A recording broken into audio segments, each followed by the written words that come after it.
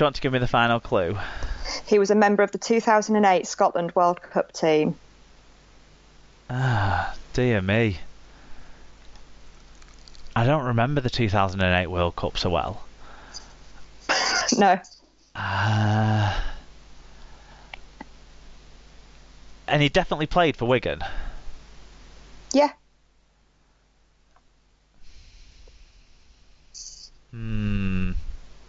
Was it Jerry Ciu? I can't see him playing for Scotland though, but No, he didn't play for Hull Hull either. I was just trying to think of a forward we signed from Australia around that time. No, I don't know them. Scott Lurgan. Oh, he played for us in the year we were crap. I was drunk every game that year. Okay. But still, yeah, good shout. Okay, how many have we got left? 1, 2, 3. Okay. 3. Hang on a minute. Now I've got to scroll back up and find it. So this England and Great Britain halfback or hooker played most of his 328 club matches for Castleford. Wayne Godwin. No. In 1997, he moved to Wigan, where he stayed until joining Hull FC in 2001.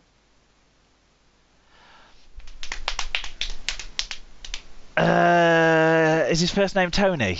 It is. And his surname's escaping me. What's the third clue? And if the third clue is that he went and played for Wakefield, then it's not going to help me. He had an unsuccessful coaching career at Wakefield, winning just 28% of his matches. Oh my days! Why can't I remember his surname? This is doing my head in. Smith, Tony Smith. Yes, well done, Tony Smith. Excellent. So this hooker has played for 6 different teams in the English leagues, beginning his career at Castleford in 2001. I said Wayne Godwin before, and I'm going to say Wayne Godwin again. Yeah, you're right. And I only remembered him as we were sitting at the Widnes away match and he went running past us. Yeah, he put his heart and soul into every team he played for, didn't he? Yeah. Actually, you've got 2 more left. I miscounted. All right. So this prop or second rower made just 12 appearances for Wigan after he signed for Oh, no, I was getting rid of that one, I think. Doesn't matter. I wasn't. Let's do it. Sorry. This prop or second rower made just 12 appearances for Wigan after he signed from Widnes in 1995. I'm already thinking I'm not going to get it because that's before my time. He sustained a serious knee injury in 1997, which left him unable to play for the rest of the season. Following a loan spell with Hull in 98, the move was made permanent in 99.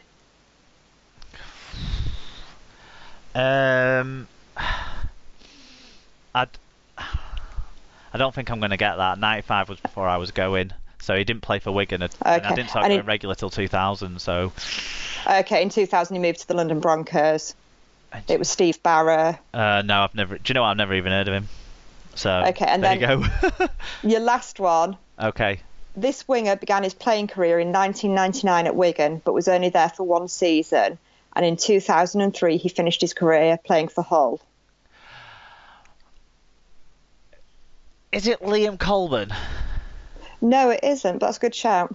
Because he had a short career and played at Wigan and Hull, didn't he? Yeah. In total, he only played 4 matches for Hull and Wigan. But it's his second club that he's most well known. And is your third clue going to be who that second club is? No, but it'll be fairly obvious. He was part of a famous try setup. The name of which features his name. Is it Dwayne West? Yes, it is. Right, okay. I didn't even know he played at Wigan. Obviously, his dad's well associated with the Wigan club, but I didn't know he ever... I think he played 3 games for Wigan and 1 game for Hull. Right, okay. And it was he did something to his knee, I think, in the match for Hull. Well, I'm almost certain he only played in that game, that wide to west playoff semi-final game. He only played in a couple of games for Saints that season, and that might have been his first appearance of the season. Even then, he was obviously riddled with injuries all the time. But yeah, if I ever remember right, he didn't play a lot for Saints either. But obviously, that try was a pretty good clue. Blooming heck.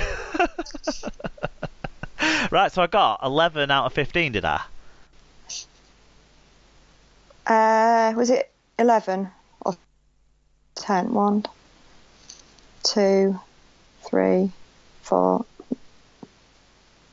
Yeah, 4, 5, 6, 7, 8, 9, 10. Yeah, 11. Wow, I'm quite proud of myself. Effelharmi Milwaukee definitely threw me. There was a couple, 2 of the 4 that you gave me that I didn't know. I wouldn't have got Murdoch, and I wouldn't have got. Did you say Steve Barrow? Yeah. Don't even know who he is now. We've just spoken about him. No disrespect to him intended. So great, a good quiz. I enjoyed that one. Thanks for that, Sarah. Good, okay, SLP recommends time then. What do you have for us first, Sarah? It's not a very exciting one, but it is cinnamon and raisin bagels. Just that could be exciting. So, are these like a sweet bagel to have for your breakfast then? No, they're like. Well, I eat them all the time. Whether it's my breakfast or They're my not lunch. for breakfast, but whenever you bloody want one. Yeah, I like them, but unfortunately, my children have now decided they like them as well. Well, at least they're getting a bit sort of fruit in them. That's a benefit. Yeah, but they're eating my bagels. Fair enough. Do you know what? I know cinnamon's one of them things that kind of a lot of people don't like, isn't it? But I don't mind them. Yeah, So, I don't think it's particularly overpowering in where are you bagels. getting these from? Local bakery, or are they a big brand, or?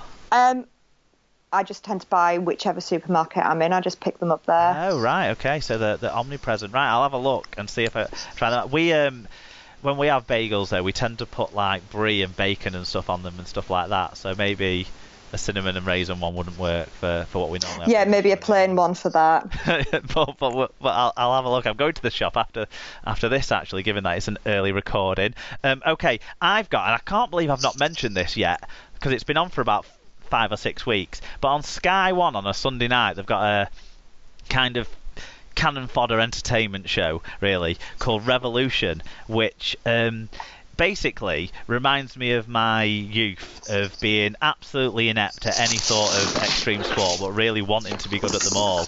And it features inline skaters, skateboarders, and BMXers. And at one point or another, I tried all of those sports and lacked the coordination and also the bravery to really do well at any of them. But this show has them all sort of competed against each other. It's got Steve-O from what's that thing he was on? It's gone out my head now. The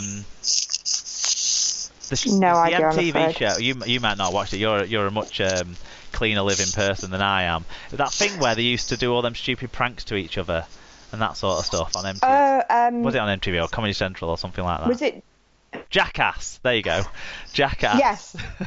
It's got him on it, and for comedic value, I suppose, along the way. But it is actually really quite entertaining. They do a whole different range of courses each week and stuff, and there's a lot of people falling off the bikes and injuring themselves, if you like that sort of stuff. But there's also a lot of like cool tricks and stuff like that. And then it kind of comes to a conclusion with like this huge jump that they do, which is kind of like a high jump. And most of the skaters from the UK, because they're all from the UK, most of the skaters don't actually jump on jumps like that.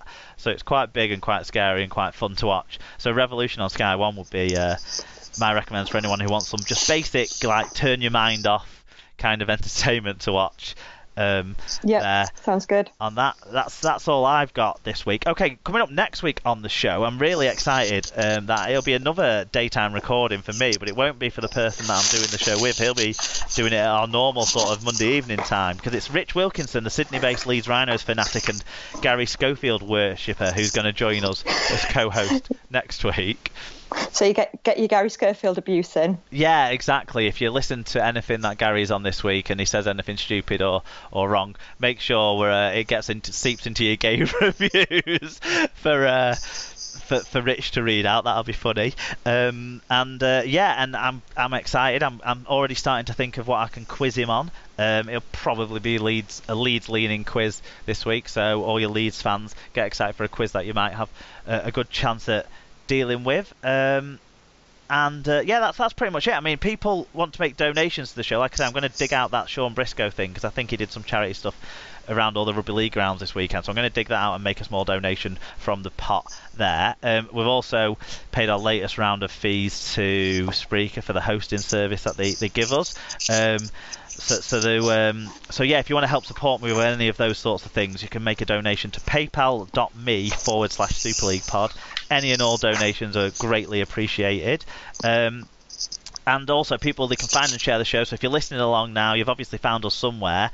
But if you want to follow us on Twitter and Instagram, it's @SuperLeaguePod. And make sure you retweet all the match review things and all the tweets about the show to get it shared to a wider audience. Facebook.com/SuperLeaguePod. Please do like us on there. Make sure you sending your comments on the show in the comments there. It really helps get a bigger exposure for the show on Facebook. If you want to send something in a bit longer, then it's superleaguepod@gmail.com. If you want to read the blog, which will feature there'll be a new blog go up today that will feature all the information from this show, including all the information about our great sponsors if you want to take advantage of their offers. That's superleaguepod.com for that. You can search for the show on Spreaker, iTunes, Apple Podcasts, Leaguecast Android app, and YouTube, where it's audio only on YouTube.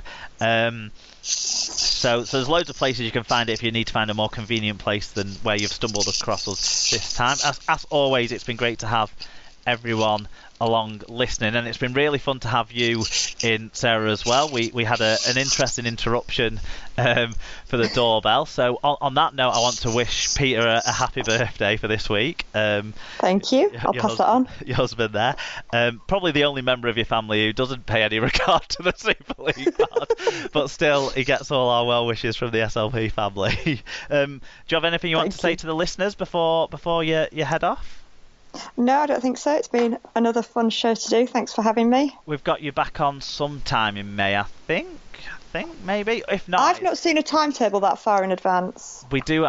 That's one of my jobs today whilst I'm off work, actually, is to send out an email to you all setting up a new timetable. So there we go. So there you go. So we will have you on soon in 4-6 weeks, so that sort of time scale, and it'll be great to hear from you again with another update on how the Mighty Under 9s are getting on, the mighty Under 9s. Yep. So until then, I'm sure we'll hear from you each week anyway with your match reviews. It's been great having you on again, Sarah. Thank you very much, and thanks to everyone for listening to this week's Super League Pod.